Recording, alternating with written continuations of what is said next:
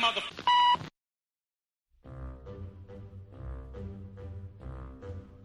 The Jell-O Program, starring Jack Benny with Mary Livingston and Phil Harris and his orchestra. Thank you. This is Groucho Marx. Well, here I am, stepping in over my head again. With Fibber McGee and Molly. Folks, this is just as new to me as it is to you. Hello? Hello, Mr. Benny, this is Rochester. The Great Gildersleeve. Well, what an original greeting.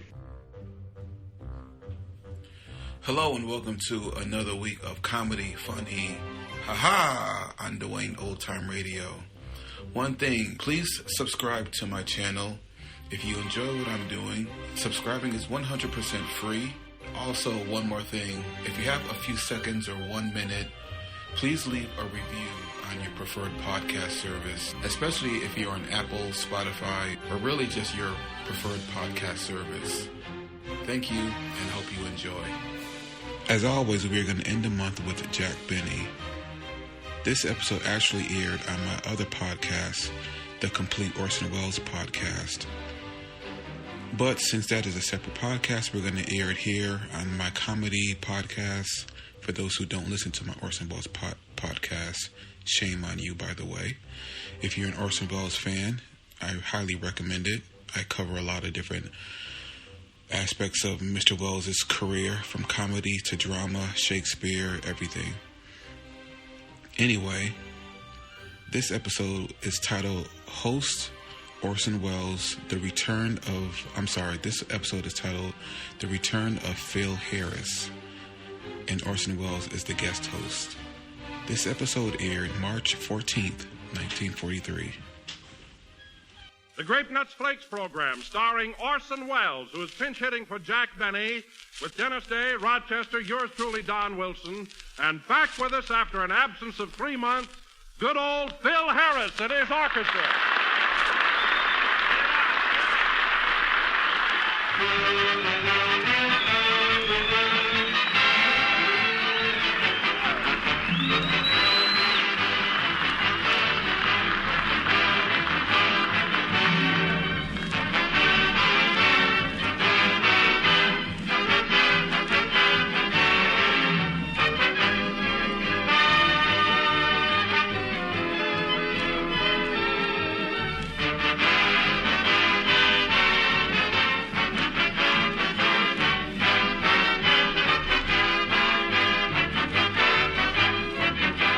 Remember that game we used to play when we were kids called Fortune, where somebody says, heavy, heavy hangs over thy head, and then you guess what?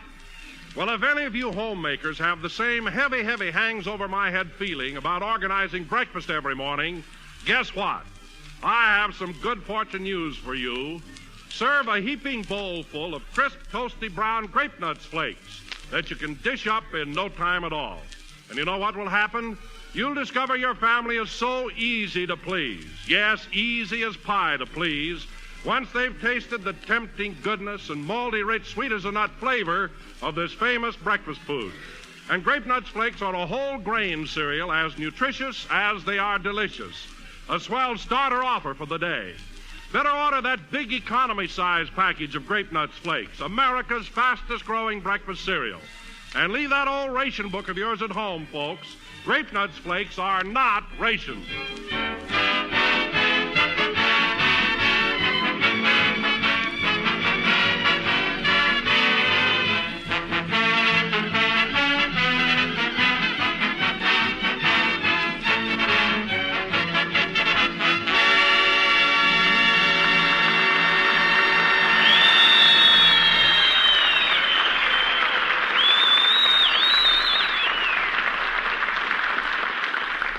It's a grand old flag played by Phil Harris and his orchestra. And, Phil, it certainly is nice having you with us. This is really like old times. Well, that goes for me, too, Don. I'm sure glad to be back on the program. By the way, what do you hear from Jackson? Is he still laid up in Chicago? Yes, Phil, and Mary writes me that he's getting along as well as can be expected. You know, that's a pretty severe cold he caught. Well, it's his own fault for taking a bath without any clothes on. Ain't that a sure is. Phil, you're right back in form. Yeah, but if they ever ration corn, I'm a dead duck. Hey, Don, what time does Orson Welles get here? Pretty soon now, Phil. You know, I'm anxious to get acquainted with that guy. I ain't never met him. Well, now, Phil, don't say ain't never in front of Orson, or he'll take his cane and flatten the curls right out of your hair. He don't worry me. When I put on the dog, you'd think I was graduated at Oxnard. Phil, you mean Oxford. All right, so I got my towns mixed up. Well, just let it go, Phil. Well, here's Dennis Day. Hiya, kid. Hello, Mr. Harris. Yeah.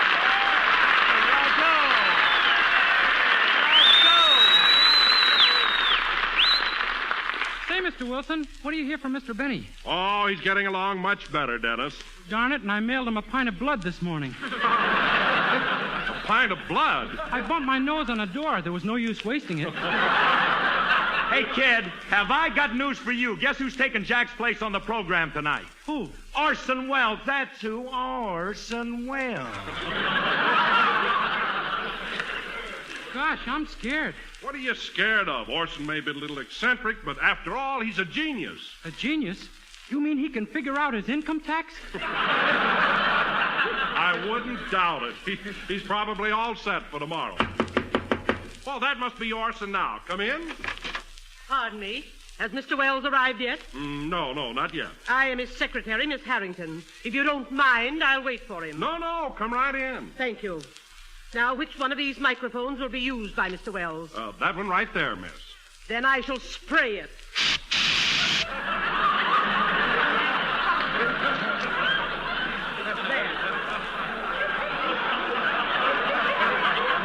There now. That's better. Well, I'll be darned. Ain't that class? Young man, are you Phil Harris? Yes, ma'am. Then hold still.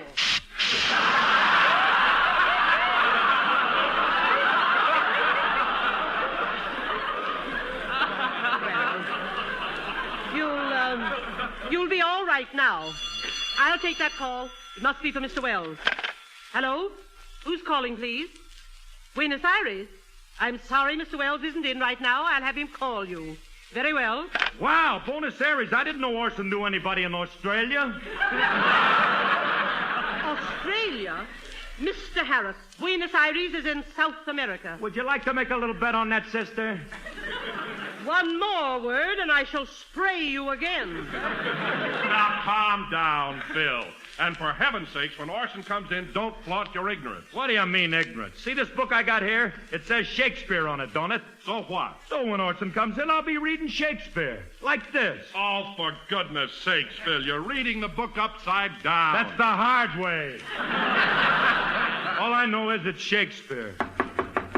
Well, that must be Orson now. Mr. Wells never knocks. He kicks the door right down. Oh, come in? Studio B, I presume?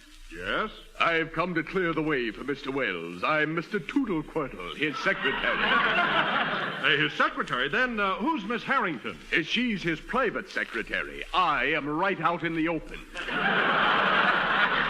Oh, well, come right in. Thank you. Miss Harrington, has Mr. Wells' microphone been sprayed? Yes, also Mr. Harris. Good. Ah, the master approaches.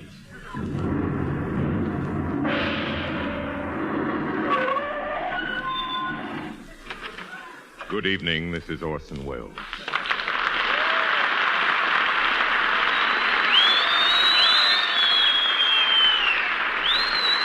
Thank you. Thank you, ladies and gentlemen. Miss Harrington, has this microphone been sprayed? Yes, Mr. Wells. Well, Orson, I can't tell you how much we appreciate your coming over here tonight. It's awfully nice of you to step into Jack's shoes. I'm glad to do it, Don. It's a pleasure to step into a pair of shoes nowadays without handing over a coupon. Orson, that's a Lou. A Lou. Miss Harrington, are you sure this man has been sprayed? Quite. Oh, by the way, has a call come in for me from South America? Yes, and I told them to call back. I hope she does. She's a lovely dish. By the way, Mr. Wilson, who is that lad peeking at me from behind your left hip? Oh, pardon me, Orson. This is Dennis Day, our tenor. It's a pleasure, Dennis. Come over here and shake hands. Go ahead and kill me. I got insurance. Don't be silly, my boy. Don't be silly. All tenors shouldn't be killed. Hey, Orson, get a load of this book I'm reading. Well, I'll be darned. Shakespeare sideways. Why, Mr. Harris, I didn't know you were fond of Shakespeare. Oh, yes. Well, what's that you're reading now? Well, it's a fascinating drama. It's called King Henry Ivy. Ivy? That's King Henry IV. The IV is 4 in Roman numerals. You mean to say them Romans counted with letters instead of numbers? Precisely. You see, in them days, Phil, them was the thing to do. Oh, I get it. A fad-like. Huh? Yes, fad-like. Now let's proceed with the program, shall we? What is your musical contribution this evening, Mr. Harris? Well, the boys and me are going to play that great old number written by George M. Cohan, Yankee Doodle Dandy. Excellent play, Phil. Take a letter, Miss Harrington. Yes, Mr. Wells. Professor James Brimston, Harvard University. Dear Professor, I have recently come upon a specimen which should prove of great interest in your study of subnormal extroverts. At present, he is conducting the orchestra on a well-known radio program, but I am sure... Well, go ahead and play, Phil. Okay, hit it, boys. Wow, I'm getting a build up at Harvard.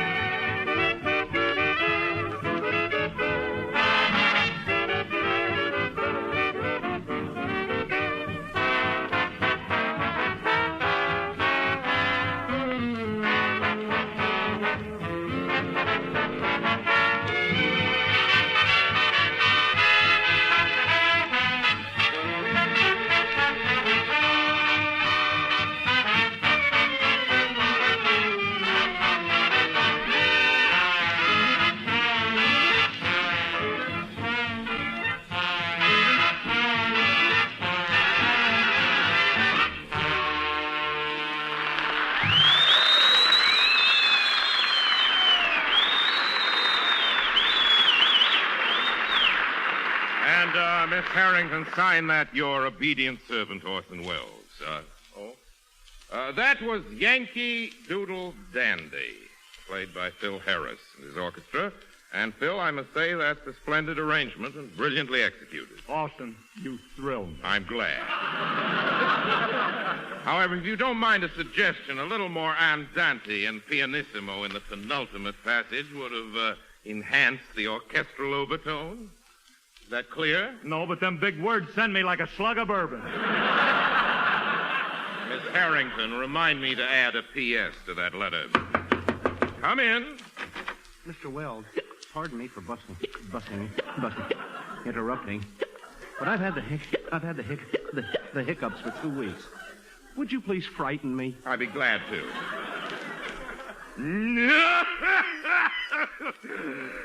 The biggest laugh on the show.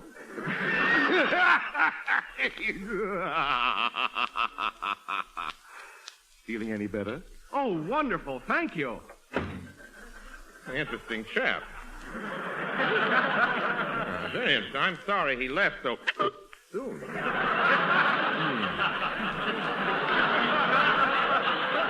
Now, As I was about to say, Phil, you have a splendid musical organization, but it should be augmented. How many men have you got now? Well, I've got 17, not counting my uncle. He's the guy with the cymbals. Cymbals? I heard no cymbals. You would if my uncle didn't always get his head caught between them.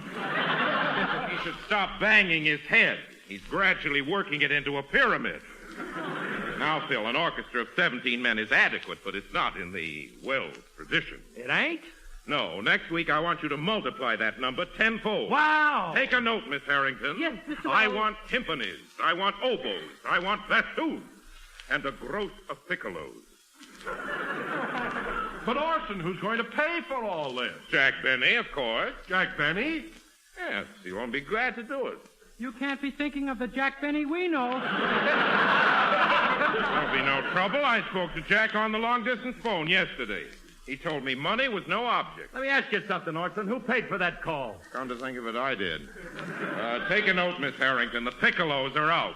Yes, Mr. Wells. And now, ladies and gentlemen, I think it's about time. pardon me, What Mr. is Wells. it, Tootle Quirtle? I've been working out the cost of enlarging the orchestra, and I have some figures for your approval. Good.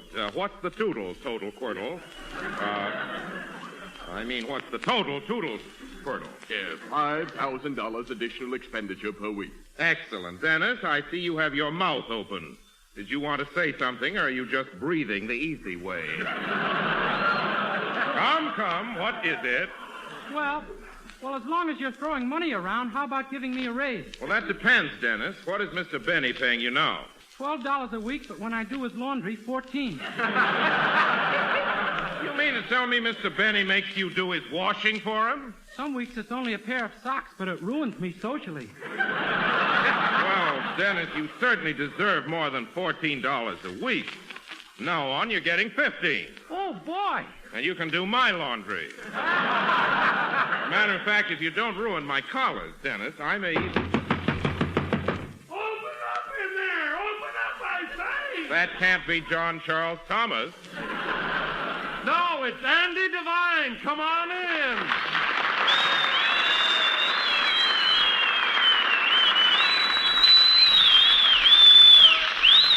Andy Devine, what brings you into town? Well, I butchered a steer out on my ranch, so I thought I'd bring a couple of T-bone steaks into my girlfriend, Rita Hayworth. Rita Hayworth? Is she your girlfriend? Well, she will be till the meat's gone. Well, Andy, that's certainly a new approach to glamour girls. Say, Orson, what do you hear from old Buck Benny? How's his cold? Well, he's still in bed, Andy, but he's coming along pretty well. You know, Ma sent him a big bottle of her homemade cough medicine and wart remover. Cough medicine and wart remover. That sounds like powerful stuff. You said it. Pa took a swig of it this morning, and the next thing we knew, he was out in the barn milking the cow with his toes. There was milk all over the place. I can imagine. Well, I got to run over to Rita's house now. Say, Andy, I just thought of something. Why don't you bring your T-bone steaks and Rita Hayworth over to my house, and we'll all have dinner together? What do you say? Well, I ain't no genius, Orson, but I can see through that.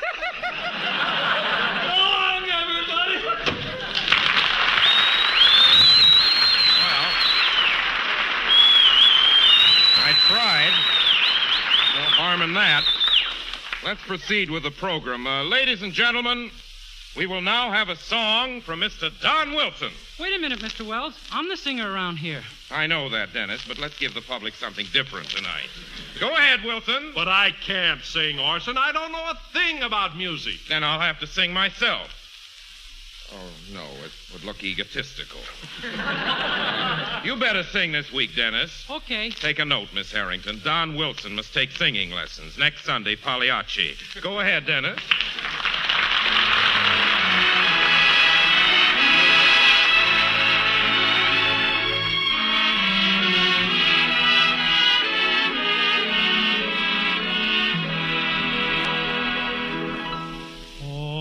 Danny boy, the pipes are calling from glen to glen and down the mountainside.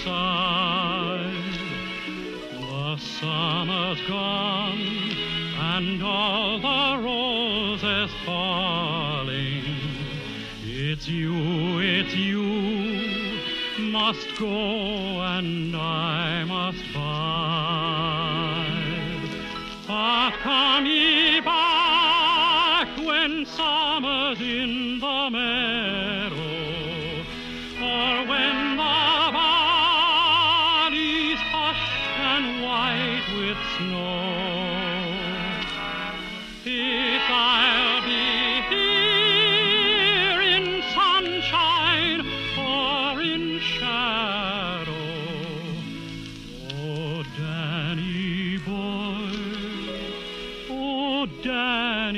boy, I love you so.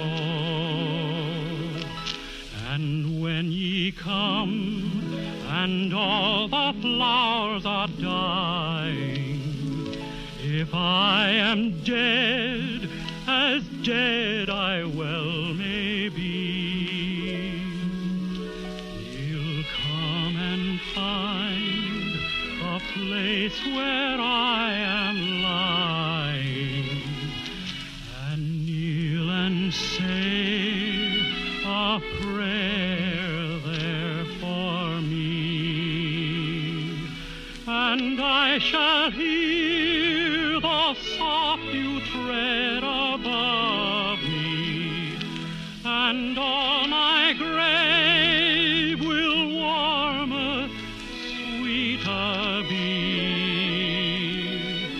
For you will bend and tell me that you love me, and I shall sleep in peace until you come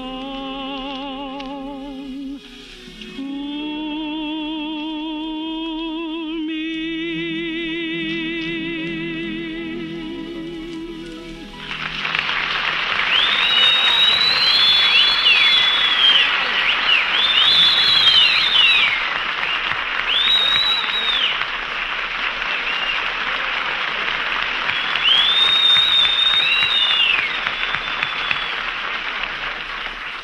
Dennis, that was a beautiful salute to St. Patrick's Day.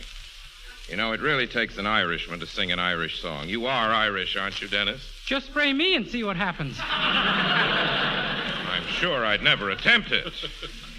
Dennis, ladies and gentlemen... Oh, pardon me for interrupting, Orson, but at this time I generally say a few words about toasty brown, sweet as a nut, grape nuts flakes. I'm glad you brought that up, Don, because I have a few suggestions in mind that I'd like to speak to the sponsor about.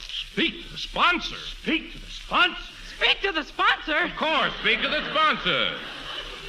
Oh, Miss Harrington. Yes, Mr. Wells. Get me New York on the telephone. I want to talk to Mr. Mortimer of General Foods. Speak to the sponsor? Young man, will you please pop your eyes back in? See, Don, I love grape nuts flakes. In fact, I have them for breakfast nearly every morning, and it's my thought that a few changes... Only a New York call, Mr. Wells. The operator says there will be a 3-hour delay. Delay nothing. Give me that phone. Hello, operator? This is Orson Welles. I want that New York call, and I want it now. Hello? Hello, Mr. Mortimer. This is Orson Welles. Now, I have a few changes I'd like to have put into effect immediately. Jot these down, will you, old boy? Jot! He told the sponsor to jot! Dennis, please. In the first place, Mr. Mortimer, I love grape nuts flakes, and I can see the reason they're America's fastest-growing flake cereal. Thank you. However, have you got your pencil ready, old boy? Well, get one, for heaven's sake. Please, Mr. Wells, remember what happened to your last sponsor. We never mentioned that. Now, first, Mr. Mortimer, in place of Mr. Benny's, I'd like my picture put on the box. I shall be dressed in tights with a spear in my hand. Tights and a spear. Speak to the sponsor. Next, instead of 12 ounces of tiny, individual grape nuts flakes, I think each box should contain one huge 12-ounce flake. Just one flake. But, Mr. Wells, that's impractical. Type your resignation, Toodle Whittle. Yes, sir. Quiet! Finally, Mr. Mortimer, from a standpoint of efficiency, I believe that each box of Grape Nuts Flakes should contain its own portion of sugar and cream right inside the package. What do you think of that idea? It does not.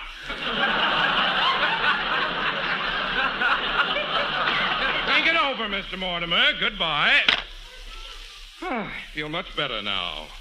Taken my mind for its daily romp. You know, I gotta hand it to you, Orson. I bet you got brains you ain't never even used yet. Well... I've got brains I haven't used either. That's the trouble. You know, Orson, it's been an amazing experience working with you tonight. I'd just love to watch you make a picture sometime. Why, Don, why don't you and the gang pay a little visit to Orson Welles Productions next week? I'm shooting now, so you can come right out to the set. Hey, Orson, I want to ask you something. Yes, Phil? Is it true that you act, write, produce, and direct every picture you're in, or is that a lot of baloney? Maybe a lot of baloney, but I do it. Anyway, fellas, why don't you come out to the studio next week for lunch, and I'll make a picture for you in the afternoon. A whole picture? Yes, not an epic, just a good, solid drama with a message. Now, Mary should be here early in the week, so when she arrives, I want you... I'll take it, excuse me. Hello? Hello, Mr. Wells. This is Rochester.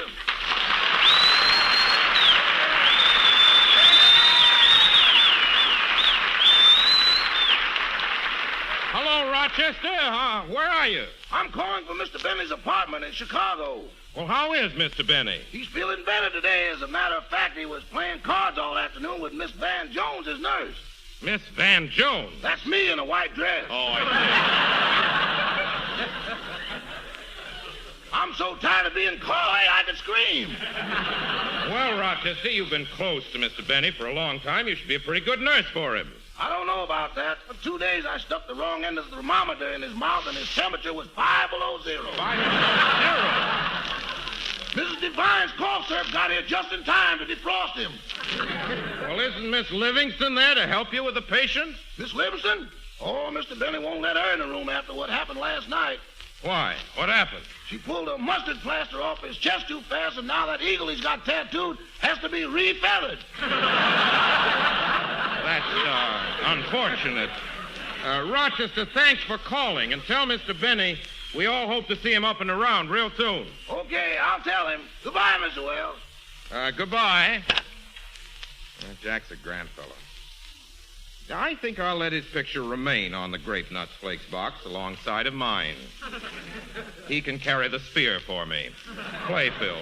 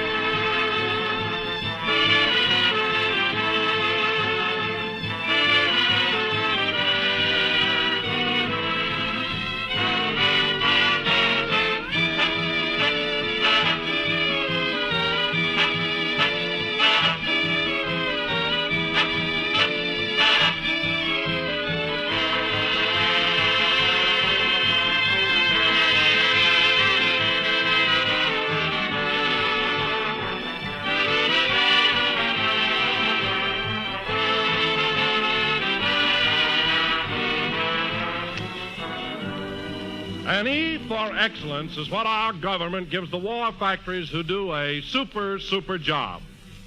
Well, we think you homemakers ought to get a few E's for excellence, too, for doing a super job of feeding your families under wartime difficulties. And every time you serve the folks a delicious breakfast of grape nuts flakes, you're really passing along the ammunition. You're giving a home front war worker a lot of the energy and driving power he needs to help him do better work. That's because tempting, malty-rich grape nuts flakes are a whole grain cereal, the kind of food our government wants us to serve more of. For whole grain cereals like grape nuts flakes are plentiful, unrationed, and all around nourishing. In every bowl full of toasty brown grape nuts flakes and milk, you get essential whole grain food values, including minerals, proteins, and vitamins. Many of the same food essentials found in meat. So keep up the good work with grape nuts flakes. Remember, you don't part with a single ration stamp when you buy this delicious, nutritious, and thrifty cereal.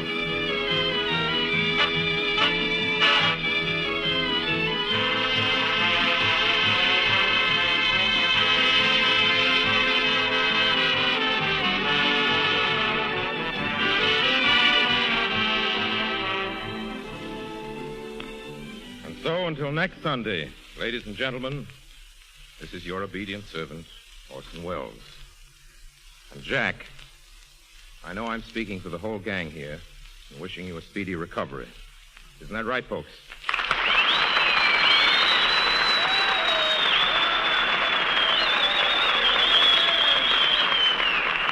In spite of Orson Welles, this program is written by Bill Morrow and Ed Beloyd.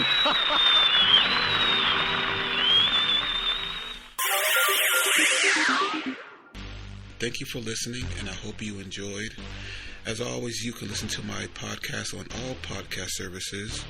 You can also go to my website, otr.duane.media, to listen to all of my podcasts.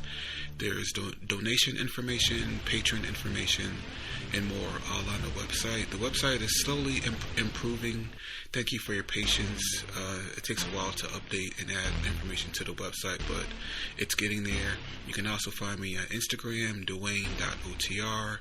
You can also email me if you want, info@otr.duane.media. Hope you enjoyed, and until next time, stay safe, wish you well, and as always, peace.